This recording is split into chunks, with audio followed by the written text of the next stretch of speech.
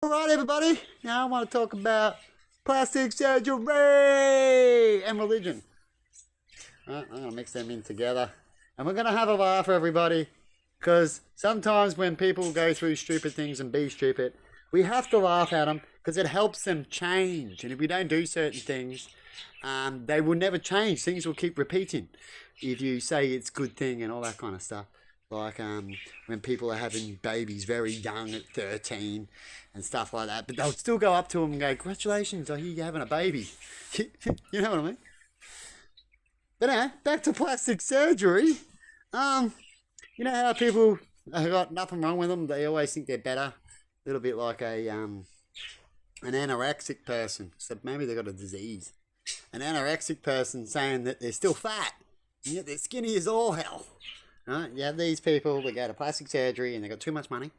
They need to blow it the way they want to. It makes them feel good. To spoil themselves, as they say, or they always do. In that sector, just look after yourselves. They're top notch saying. No? And what they do is they go and get these plastic surgeries done to change their look because what God gave them. They're not happy. So they're not happy with God. And the test that they're here to do when it comes to why we're here and the challenges we have and why are we such things, why do I have CF, why is that person uglier than me, why aren't I as pretty as the most prettiest person ever, why can't I go to the mirror and go, who's the fairest one of all, why isn't it not me, right? We're going to punish God, right? We're going to be sinners. You know what sinners is? All that. And not getting the point, as a lot of these shrinks would say. That a hypocrite is all hell, right? About what they think is right and what is a sinner and all that kind of stuff. And they believe they can't get out of it. These sinners say, well, that's what we do. We're human, we sin. I talk about it too. The barbaric ways of human and how we don't really constantly talk about it and make sure we get to a certain spot where we can control our emotions like we try to teach our kids, but it's all a facade. Right, because they grow up. And here we are as humans, failing in those areas with a ship that's more in the hull and not looking good than the ship getting itself together. You know what I mean? And so here we are with people who have too much money that like to go and get plastic surgery, everybody. And some of them, they like their money a lot and they want to cheat things out. They believe they can get so much done as they believe every word around them is true. And they see someone else get something and they believe they can have it too. Which is not always true when it comes to all different faces and surgeries. We know it's true. Heal in many different ways. Right? Depends on the environment, the tools and the way you do things. And so we get back to the plastic surgery. And so these people rock up and go, I want to be beautiful. Look at me. I want all this. I have not really helped out and put out as much as I am. And if I did, it doesn't matter. I want to be like this Barbie doll here. Right? I want to be like that. I want to be like this person out of the magazine. Yay.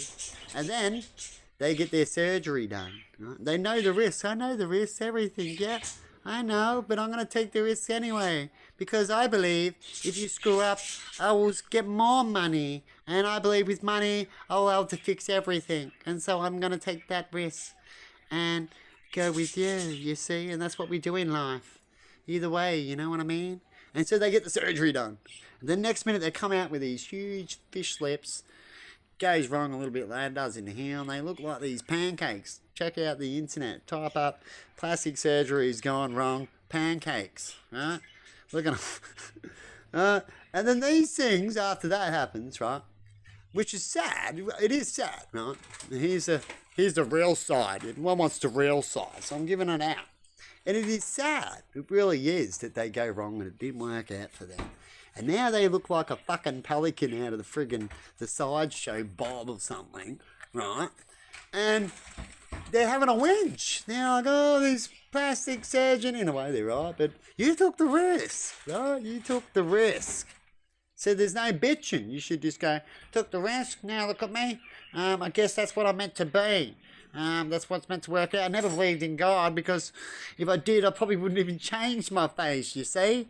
So I'll start talking about God because it makes me feel better that something I can say that what went wrong. And I guess I'm meant to look like this. Right? Well, perhaps I can come up with some more money, as a lot of these ones are doing, to either make it look worse, why not, or a chance to make it better. Right? And try to fix my mistake of sin of me not feeling I didn't like my body. My body's our temple. Right? Then there's plastic surgery that needs to be done. Now, there's not many stories where you've heard people have bad accidents and have plastic surgery and it goes worse. I don't think I've found one. They're very rare, if there is. I might have heard of one, trying to think about it now. So that's very rare. Right? Because something maybe went wrong, so you got to get that occurrence, right? But other than that, it always turned out better. That's where that sector is really meant to be. You could say, if that's true, that could be a sign from God going, look, now I tell you can do things, right? You can do things. And I allow you to do things like drugs there to use them at appropriate times, and plastic surgery, the ability to do it, to help fix mistakes. Mistakes, people. If you want to take the risk, take the risk. Now, when you take the risk doesn't mean it's going to work out bad. You might work out good, and other people might want to take risks and they want to live a gambling, risky life. That is fine. Life is a little bit of take risk because when you walk out of a door, you're around free will and all these things that think for themselves and do actions in nature. And you may just cop something. That's a risk. Right? But you can't think of all that as that would just freak you out in life. And you won't be able to live it. So you just go out and live the best, safetiest way, and the lessons that you've learnt to be cautious about things and how to see and present things. Now, because the society likes to talk about what's hot and what's not, and what's cool and what's not, and this is the best way, and if you don't do it, it's the highway, you cop it. And they might do a run around and do a Catholic thing like back in the day. It's our way or the highway. So in the end, we're the best. You know what I mean? So when that's over, we can also use our propaganda as we're the biggest and the best. You know what I mean? It just goes on and on and on when it comes to the human race and the way they think and propaganda of everything. They're so Chinese whisper propaganda and whinging and whining about what they do and the actions they do. Instead of going, look, I did that, right? I had no reason to do it. I didn't have to do it, but I did it. They didn't hurt me. They weren't doing nothing to me. People weren't really saying that I was ugly. I was getting through. I had a couple of people say it, right? But I believed it myself. That's why I've gone and done something.